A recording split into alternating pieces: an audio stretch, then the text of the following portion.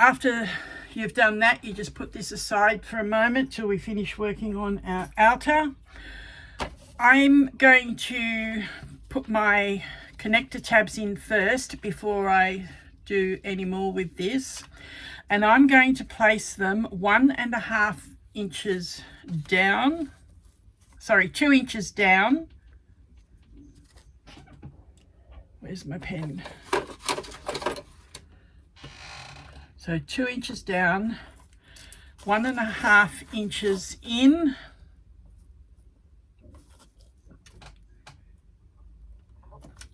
and I'm going to draw a 1 inch line from that 1.5 inches in at the 2 inches down mark. Okay, then get your second piece that is the same shape when you place it right side up. Doing that will ensure that you get the same positioning on either side of your bag so that they're on alternate corners. So again, 2 inches down, 1.5 inches in,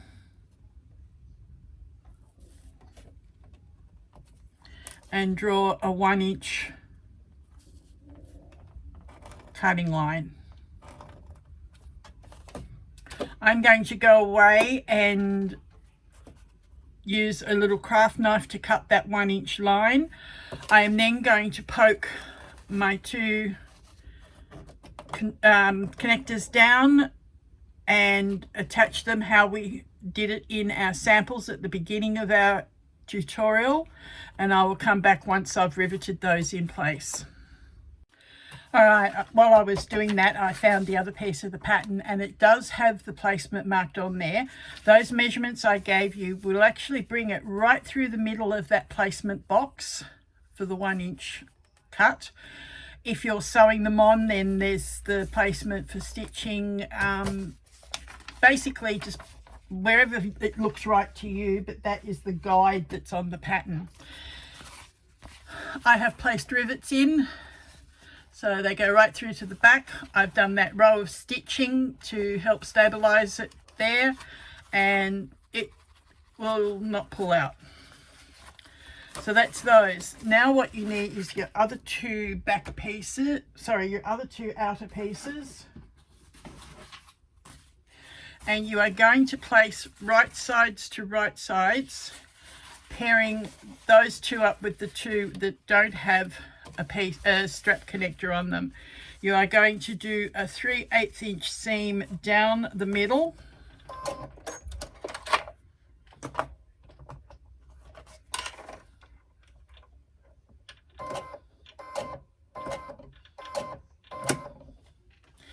And I'm going to actually draw my line on so that I know I get it correct.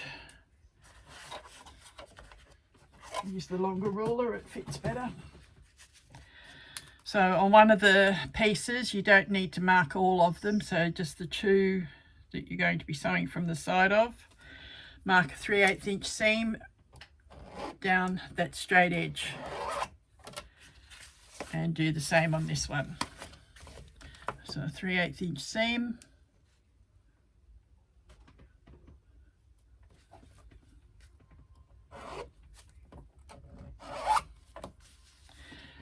Then stitch your two pairs together, matching them at top and bottom and keeping that straight edge matched as well.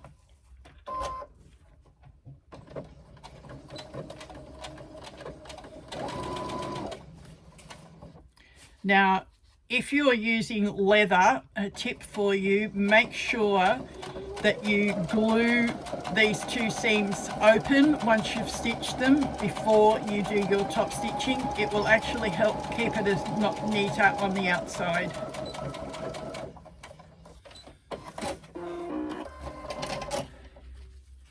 Okay, so once you've done that, seams open, press them. Waterproof canvas, I have trouble using an iron. It can melt if I'm not careful, so I just finger press. Sometimes I use a finger press tool if I can find it here. Yes, I can. This helps flatten that seam down.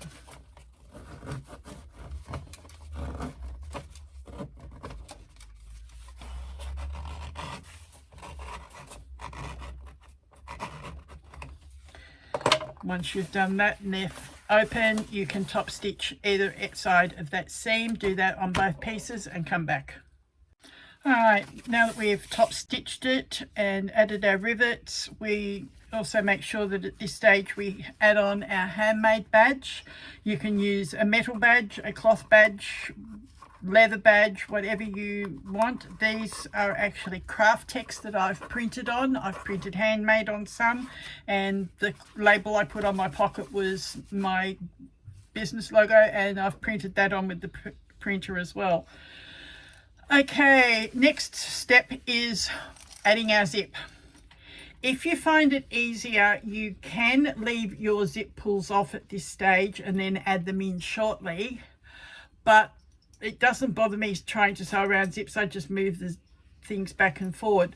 But what you also need to do is find the center of your zip and make a little notch in both sides, a little V notch. Just keep it very close in the seam allowance, just enough so you can see, or you can just do a little snip.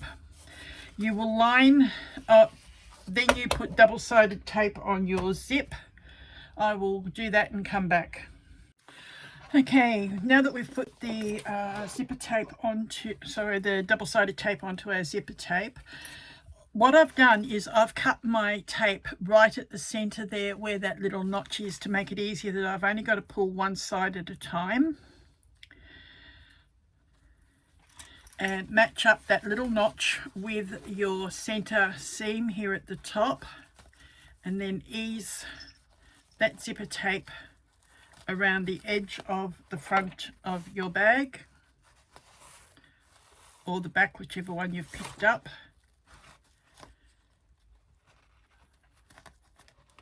Bringing that up to the curve. Now I'm going to run a couple of little snips around that curve area of the zipper tape, like we did with the base on the lining. Just helps to ease it around the curve a little bit better.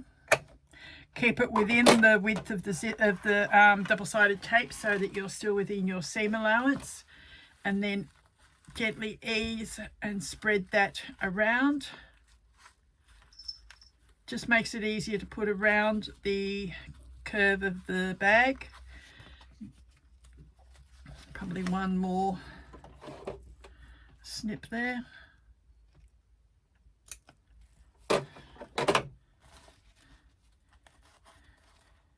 And again, I'm using waterproof canvas that doesn't like my double-sided tape very much. So make sure you do clip as you go. It will help hold things in place.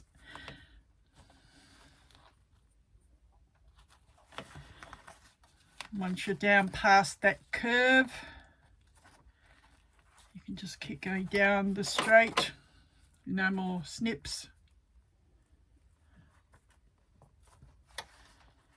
You will probably have some excess tape at the bottom. I prefer to cut it a little bit longer than not long enough. We can always trim that off once we put the tape, the zip in, and we know exactly how much we've got to play with. So just continuing that all the way down.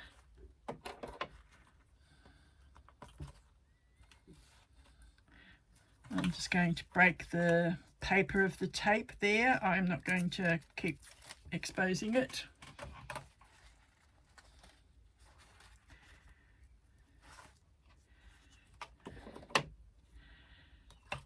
And then we come back and do the same on the other side of the center.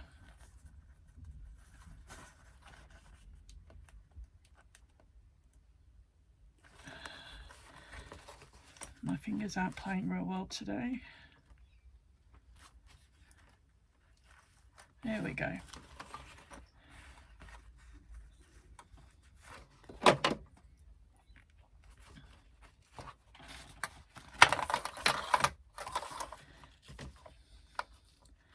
Again, bring it down towards the curve. And then start doing some snips around the tape.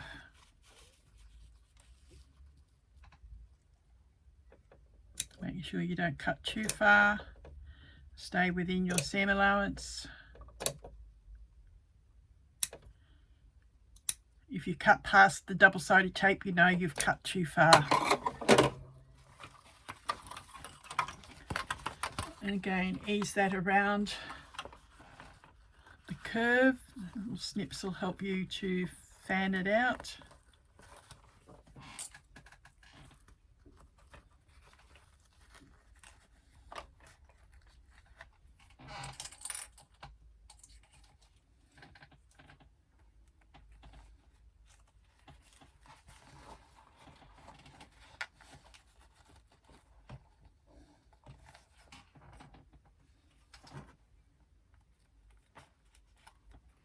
And when you get that, you can start going down the side again.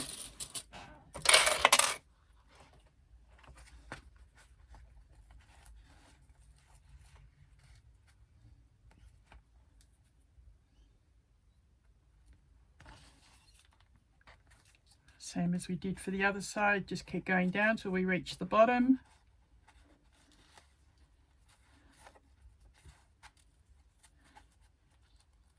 And break off the tape.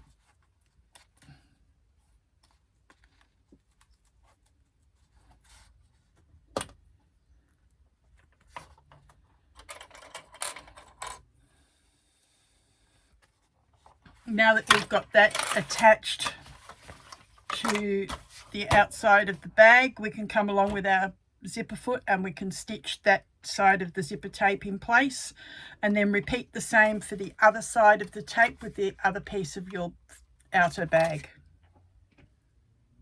All right, now that we've stitched around there, you can see that we have it attached to one half of our bag, and we come back with our other piece that's gone down at my feet.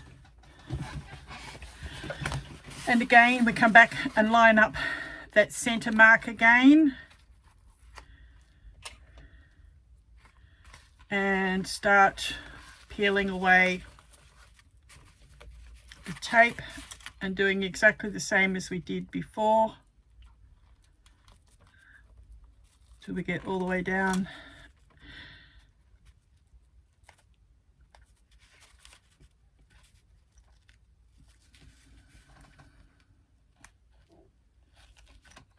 All right, so lining it up from the center seam, sticking it as we go down towards the curve.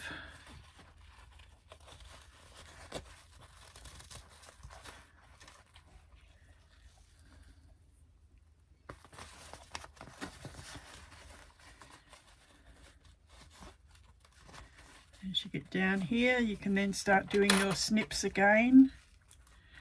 Keep doing that all the way around and stitch it, and do not at this stage top stitch the seams. We'll be doing that shortly, and come back when you have that all done. All right, once you get your zipper sewn in, this is what you will have. The zipper's still closed at this stage, but we don't have our base in.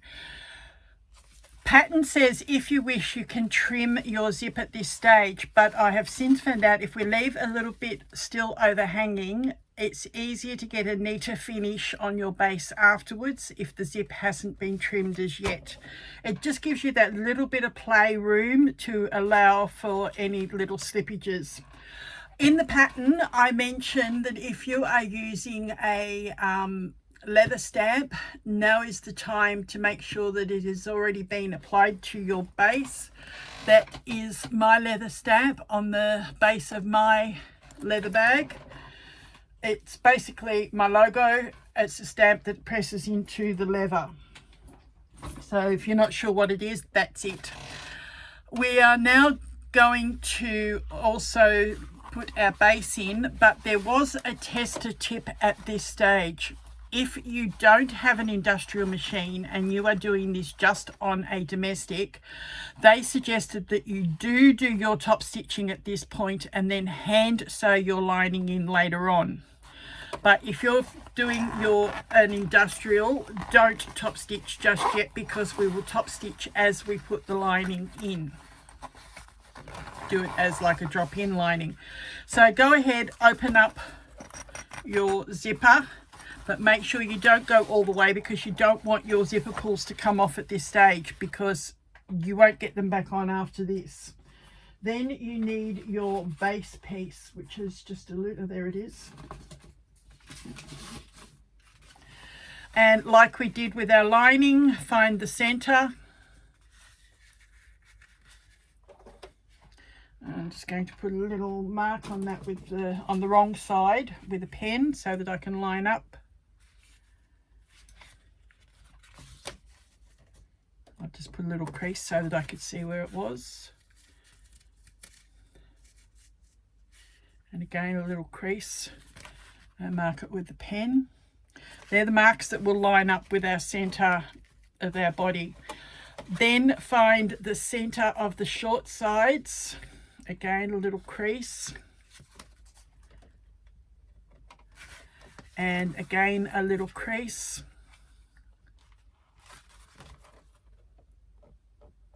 Those marks on the shorter sides will line up with the center of the teeth on your zip. So you can go ahead and start clipping your base in place around, lining up those marks on your zipper teeth.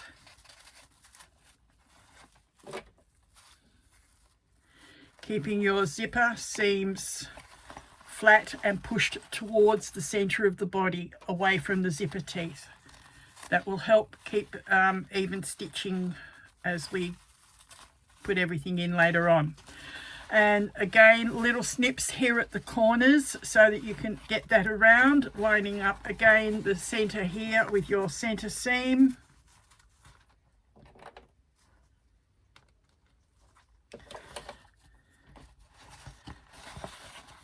Once you've done all your matching, you can then start easing the rest of the body outer around the base and stitch that in place using a 3/8 inch seam.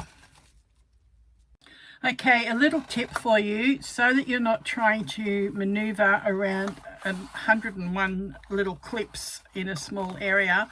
I've actually started just past the teeth of the zipper tape, and I've stitched across the teeth and then continued doing my seam around, and again finished just past the zipper teeth. That's going to hold that in place now and make it a lot easier to do the second side. Again, make sure at this stage your zip is open. It's the last chance to make sure it's open before you stitch the rest of this base on. You need that to be open to be able to turn it. Okay, now that we've got our base sewn on, this is what we have. I'm still inside out. Get your scissors. Now you can trim this excess of the zipper tape. You know now that you're not going to have any slippages, and that it is down and will be all covered in. Turn your base and outer out the right way. It still doesn't have a lot of structure. Some fabrics are firmer than others, but what we will be doing next is actually adding our stabilizers, the foam, the Decaville and everything, which gives us the actual body to the shape of the bag. You will find 2 pieces of Decaville for the pattern, 2 pieces of foam. Now these, I haven't cut these with a seam. I've actually done them on the fold. You will find once that you adhere a piece of Decaville, put that away for a moment, a piece of Decaville to your foam,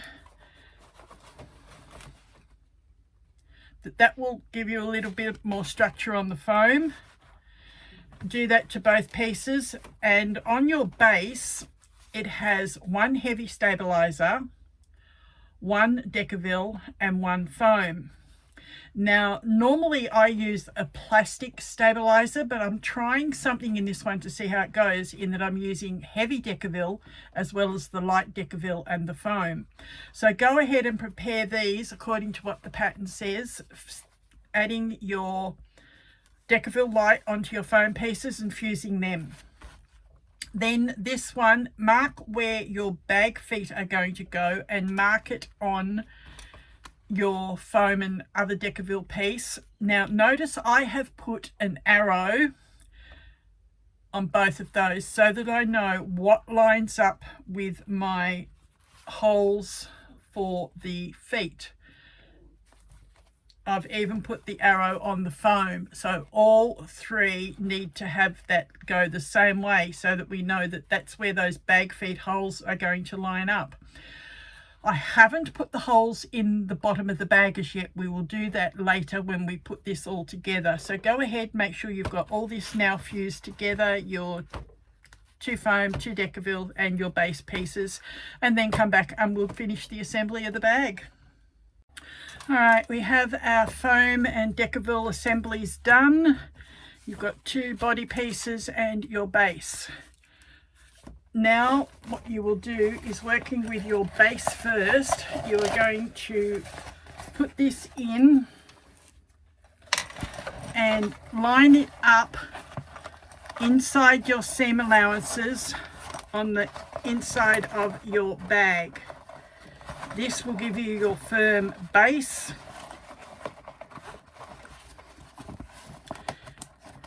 It is a firm fit, but just work with it and it will fit.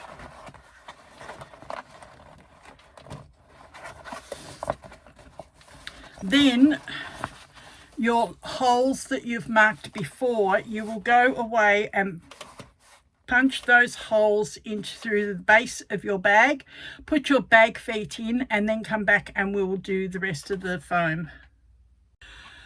All right, once we've put our bag feet on, we come back and we're going to start working with our foam and our sides of our body. It is a tight fit. If you have taken too big a seam on your zip, you may find you'll need to trim probably 1/8 to 1/4 inch all the way around the top edge of your foam. Don't worry if you've got to do that, because sometimes our seams aren't as accurate as we would like, and different fabrics react differently too.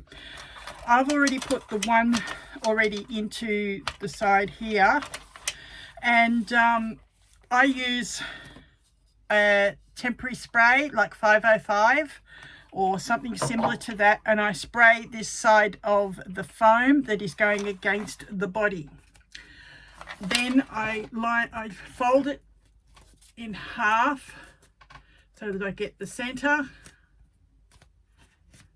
and I line that up against the center seam, pushing it as far down as I can on that body and pulling our zipper up and over the top of it. Make sure you get your foam in under your zipper seam like I've done on this side. Clipping it in place all the way around, just pushing and maneuvering it, working with it, getting it in. If you need to use a heap of clips, do so.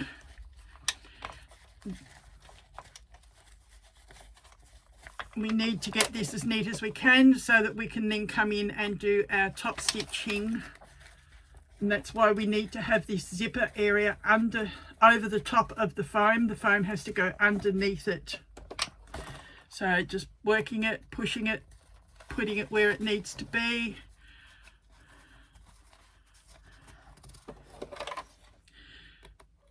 So keep doing that all the way around, and when you get it, you will then work and smooth it onto the body so that, like this side here, the more you smooth it, the more it'll attach, and once we put our lining in, that will push it out even further. So go ahead, play with your foam, try and get it in as best you can. It's not a hard procedure, but it's just fiddly and time consuming, and don't be afraid to use a heap of clips. I will be back shortly and we'll put the final piece together. Okay, now all we have left to do is to actually do our drop-in lining into our bag and top stitch closed around the zip. As we said before, if you're using a domestic, this step is easier done if you did your top stitching before we added the foam and everything in, and then hand sew your lining in afterwards. I have a cylinder arm, so I'm going to actually be stitching mine on the industrial. So what we do, now that we've got this all together like this, we just decide which way we're going to put our pockets inside, and then just drop our lining into our bag like this and start lining it up. Oh, I forgot to add, you need to finish turning down the seam allowance around all the lining edge, and then carefully clip it in place.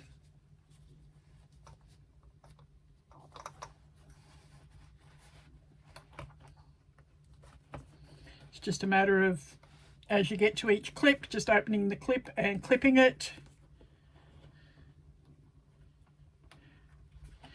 If you can't get your machine all the way down to the bottom of this, go as far as you can and then just hand stitch the last little bit of the lining.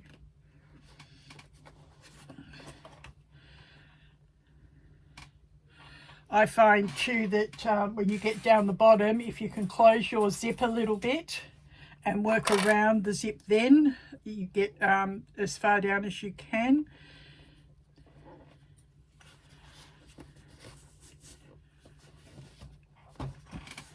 Again, I start working at the centers and clipping, working around.